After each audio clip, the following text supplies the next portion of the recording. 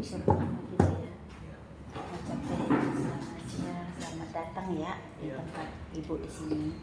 Perkenalkan ibu namanya Ibu Ketut Seniari. Ibu di sini ketua Pasraman, mengajar agama. Terus yang kedua ibu pemangku di Taman Mini. Pemangku, tahu pemangku?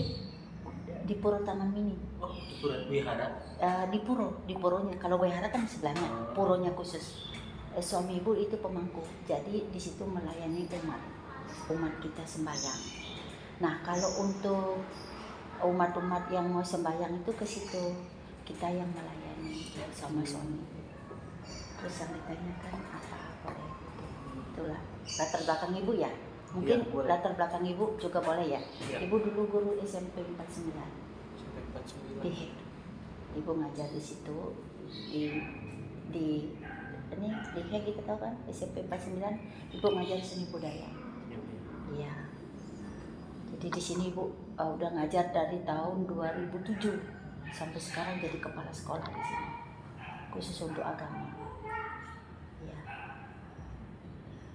Lanjut ke pertanyaan. Iya. Kalau untuk pelaksanaan pernikahan menurut sistem Hindu yang berlaku di Bali itu kayak gimana? Dari awal nikahnya sampai sesudah. Jadi begini, kalau di Bali itu kan sebelum dia nikah ya, dia kan pacaran dulu. Setelah pacaran dia mesti dikenalin dulu orang tuanya. Kenalin dulu orang tuanya. Setelah orang tuanya pada kenal, setuju, karena kan di Bali itu ada kasta-kasta kan. Iya. Nah itu kalau orang tuanya sudah setuju, oke saja. Terus kita adakan pembinaan. Jadi sebelum dia nikah, dibina dulu, dikasih pelajaran dulu bahwa mau berumah tangga itu harus belajar ini, belajar itu, kesabaran gitu. Ada yang menuntun ya. Kalau nggak salah tuh 3 bulan. 3 bulan. 3 bulan. Pelajaran. Iya, pelajarannya 3 bulan.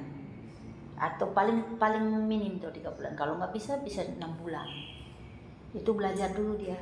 Bagaimana dia mengetahui seluk-beluk sebelum dia pernikahan nanti kan gitu. Setelah dia sudah selesai pembelajaran itu ditentukan perkumpulan orang tuanya, dikenalkan orang tuanya, rundingkan rapat, mau mengadakan ini istilahnya anaknya udah senang ya, mengadakan pertemuan nanti gimana, setuju apa enggak gitu. Akhirnya kalau udah setuju disepakati melakukan upacara. Upacara itu dilakukan nanti di tempat yang cowok. Ya, di tempat cowok dulu. Sebelum di tempat yang cowok itu, jadi tuntunan itu yang cowok itu mempersiapkan dulu bawaannya macam-macam ke tempat yang cewek, memohon minta restu kepada orang tuanya bahwa anaknya dia tuh akan diminta dipinang. Itu kalau udah setuju oke. Dari pihak ceweknya setuju, dari pihak setuju baru menentukan hari pernikahannya.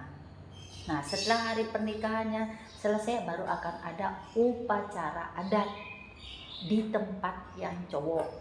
Tempat cowoknya tuh dibikin upacara. Di upacara artinya tuh diperkenalkan. Si cewek itu datang ke tempat yang cowok itu diperkenalkan sama leluhurnya yang cowok, dikenalkan di situ ini akan ada pernikahan ini gitu ya. Terus sudah selesai dengan ini datang si cowok ini ke tempatnya si cewek lagi, kenalan lagi di situ, pamitan istilahnya yang ceweknya ini kan bahwa dia sudah menjadi istrinya si cowok. Jadi dia di situ pamitan, di situ sembahyang di sanggahnya gitu ya. Dia mati hidup nanti di tempat yang cowoknya itu. Kalau ada apa-apa di situ sama cowoknya, jangan kembali lagi ke ceweknya itu ya. Jadi itu runtutan upacaranya, langsung upacara adat di situ, pesta di situ. Setelah dia mengadakan pesta, rundingkan di tempat yang cewek juga pesta. Nanti kan pestanya setelah di tempat yang cowok ini, di cowok dulu pesta. Selesai pesta 3 harinya lagi tuh baru yang cowok itu sama keluarganya kumpul lagi, saudara-saudaranya datang ke tempat si cewek itu, namanya bawa tipat bantal.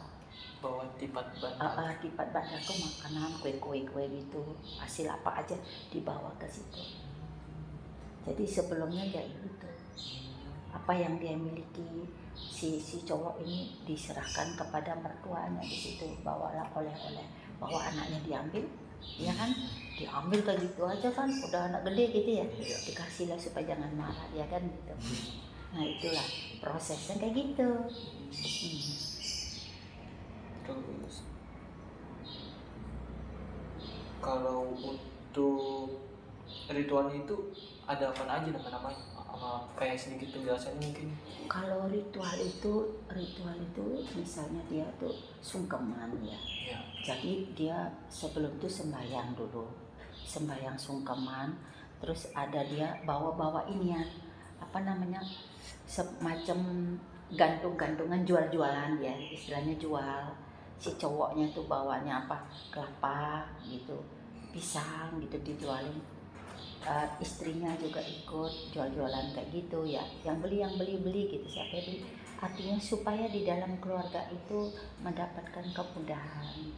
Dia menanam, nanti si istrinya membawa bibit ya, istilahnya gitu, membawa bibit, sama si cowoknya membawa apa namanya, cangkul.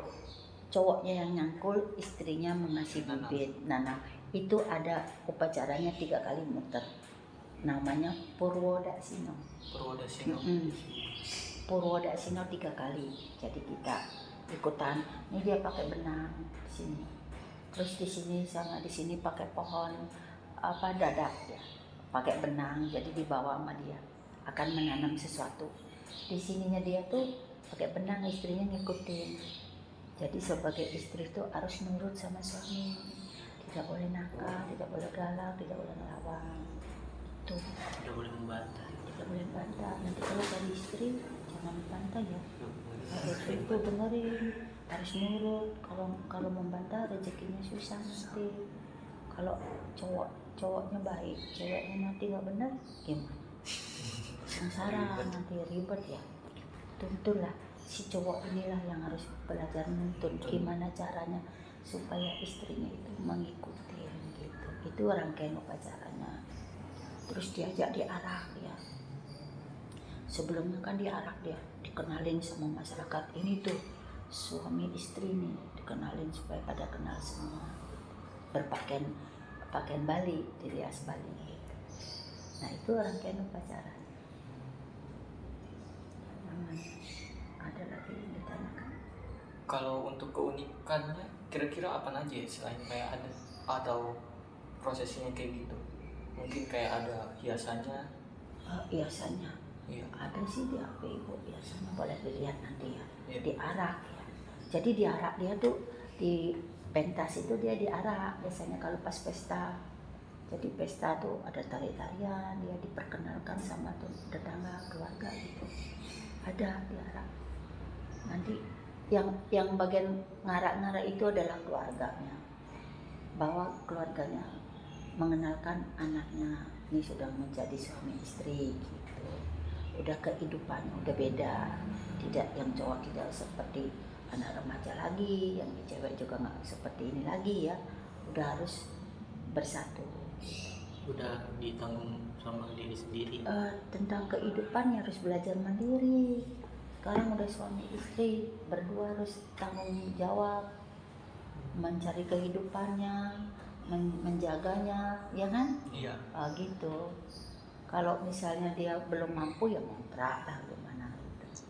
Unik kan dia itu. Harus keluar dari rumah dulu. Kan harus dia bisa mencari rumah sendiri. Iya. Kan biasanya kalau buat yang di sekitaran sini masih ada yang suka satu rumah sama mertua ya. Iya. Kalau anaknya cuma satu, masih sama mertua nggak apa-apa. Jadi gabung di situ. Ya itulah liku-liku ya, keunikannya. Biasanya harus sabar. Ibu kan anaknya satu, jadi harus sabar. Kadang-kadang kan ceweknya maunya bebas, nanti di luar gitu kan, nggak mau menyatu kan. tapi tergantung sih. Ya itu unik kan. Iya. Ke dalam kehidupan harus keluar dari rumah itu. Gitu.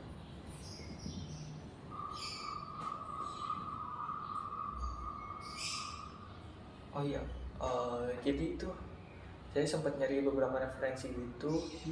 Ada yang namanya pawawihan sama Pawewahan. iya Ya, itu. sama ngekep ya. Pawewahan itu ya pestanya itu. Oh, pestanya. Ya. Pawewahan namanya itu bahasa Bali. Bahasa Bali. Kalau dari yang agama Hindu itu beda lagi dikit. Iya itu pawewahan berarti itu pernikahan gitu. Kalau bahasa Indonesianya oh dia pernikahan. Kalau Bali akan ada pawewahan, akan ada pernikahan. Cuma bahasanya doang. Beda. Itu dari dulunya. Maksudnya dari ini kitanya nyari apa rumusan masalah yang sekiranya cocok buat ditanyain. Oh gitu. Iya. Pawewahan itu bahasa Balinya. Kapan pawewahannya? Kapan pestanya? Tuh. Pesta. Pawawihan itu pesta ya? Ya, pesta. Kalau untuk ini sebelum nikahan ada kayak syarat-syarat yang benar-benar harus disetujuin antar dua itu sih. Biasanya dia nggak boleh keluar. Nggak boleh keluar. Nggak boleh ketemuan. 3 hari itu nggak boleh ketemuan. Si cewek itu nggak boleh ketemu, si cowok juga nggak boleh keluar tuh 3 hari itu di rumah aja. Karena apa? Kalau terjadi apa-apa nanti nggak jadi nikah dong. Jadi nggak boleh keluar rumah tuh, puasa dia. Termasuk kayak kerja juga nggak boleh. Oh iya nggak boleh sebenarnya tuh. Karena 3 hari mau pesta, takut terjadi apa-apa. Kalau biasanya kalau gitu melawan gitu ya, nggak nurut, kecelakaan nggak jadi deh nikah. Ya itu dilarang. 3 hari harus cuti. Minimal 3 hari. Minimal 3 hari. Ya. Nggak ketemuan sama si ceweknya dulu. Seminggu bisa. Tapi kok kayak gitu apa keluarganya masih boleh keluar? Oh kalau keluarga boleh, tapi anaknya tetap di rumah aja, lingkungan di rumah aja. Kalau bisa anaknya tidak boleh keluar rumah, nggak boleh ketemuan sama si ceweknya. Si ceweknya di rumah sendiri, cowoknya rumah sendiri. Nanti pas hari hanya baru dekat, gitu. Nanti akan ada sidang ya. Dia kan sebelum perwekahan itu kan sidang dulu dia. Iya. Itu apa namanya adat yang menyaksikan. Ada surat apanya seperti apa ya? Kak sama Pak Ustadz itu apa dulu baca itu apa ya? Kalau ya kalau Muslim, kalau Hindu tuh dia itu ditanya nanti di situ. Ini udah serat belum? Gitu. Setuju ya udah ya. Langsung nanti ada suratnya, surat itu pernikahannya, itu catatan sipil namanya. Itu sebelum upacara resmi itu dia ikut ke catatan sipil dulu. Dibikin catatan sipil dulu surat-suratnya. Ini ada satu lagi. Jadi apa? Ini ada salah satu usulan rumusan masalah dari teman. Penerapan pernikahan pada gelahang Bali itu kayak gimana ya? Belahan Bali. Gelahan Bali maksudnya? Iya. Okay. Gelahang. Gelahang itu apa ya? Gelahang itu apa gelahang? Gelahan kali bahasa Bali itu. Iya kayaknya. Gelahan Bali. Iya. Itu kan biasanya gelahan Bali itu pernikahannya ya. Iya. Ada ya misalnya si ceweknya itu keturunannya raja, ya kan, Idayu. Yang Bali ini Sudra. Itu biasanya sulit juga. Ya tidak disetujui ya. Jadi memperempat gitu. Pernikahannya memperempat gitu. Atau lari dulu diajak gitu. Bisa juga kan? Iya. Itu gelahan. Tipe-tipenya kayak gitu. Kalau dulu zaman dulu, sekarang enggak. Kalau dulu memang gitu kan, orang tua kan setuju tidak setuju ya punya anak kayak gitu. Anaknya satu ini keturunan raja, satu ini orang biasa, supaya tidak malu gitu. Jadi nggak boleh gitu. Karena cinta mah bilang. Jadi dia nekat ya lari gitu loh. Lari dulu di bawah ceweknya. Habis itu gimana udah diajak 3 hari nginep gimana larinya. Ya udah orang tua ceweknya nggak bisa ngomong apa-apa ya. ya udah di tempat cowoknya langsung. Ada juga gitu, jadi orang tuanya nggak datang, nggak disetujui, ya udah ceweknya biarin aja. Ada juga orang kayak gitu, tega orang tuanya. Ada. Tapi anaknya juga tega sih. Anaknya tega juga. Karena Dua-duanya salah. kedua-duanya salah. Tapi begitu dia punya anak baru baikan lagi, mau menerima gitu. Ada, cuma hidupnya susah hidupnya kalau di dalam pekerjaan agama itu tidak direstui nikah, sulit cari rezeki. Makanya doa seorang ibu tuh benar-benar mandiri. Kalian kan cowok, harus benar-benar minta doa restunya dari istrinya dan ibu mertuanya. Setuju? Kalau setuju, oke. Makanya kerja dulu. Betul, jangan pacaran dulu. Kalau pacaran sih boleh aja, tapi harus direstui. Kalau orang tuanya nggak setuju, sulit. Kan zaman sekarang anak-anak kebanyakan kan pacaran di luar pengetahuan. Ya itu dia. Tapi kalau untuk pacaran aja tidak untuk menjejak masa depan nggak apa-apa. Tapi kalau melanjutkan masa depan susah, karena doa seorang ibu tidak mengizinkan. Mau makan apa nanti dia pasti punya keturunan, susah lagi keturunannya, ya kan? Pasti mah. Itulah kita perlu pimpinan yang ngasih penjelasan. Kerja, cari duit. Nanti kalau kita udah punya duit, apa aja bisa dibeli gitu. Prinsip kan? Kalau kita belum bisa cari duit, jangan kasih makan apa anak orang nanti. Itulah. Lagi minta duitnya dari orang tua kan. Kalau orang tua punya, kalau nggak punya, Iya. bikin pusing orang tua. Kalau orang tua pusing, mati orang tua cepat. Kalau meninggal orang tua, susah selamanya. Susah. Kalau nggak punya orang tua susah. Seperti dunia ini tanpa Tuhan. Kayak ada yang ngasih sayang. Aduh, susah. Karena Tuhan itu ada di orang tua kita.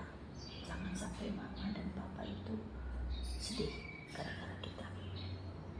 Kalau kalian nurut sama orang tua, sayang mama, terutama mama papa, hidup kalian lancar, pelajaran lancar, apa sih lancar. Jangan ibu aja sayang sama orang tua ibu, meninggal orang tua ibu di sini pakai dada, ada nggak orang kayak gitu? Nah itu ibu nanti yang dekat, nanti ibu kasih tahu ibu. Nah apalagi itu tata. Udah sih itu doang. Udah itu Pak. Kasih ya Bu. Iya. Kasih. Oke.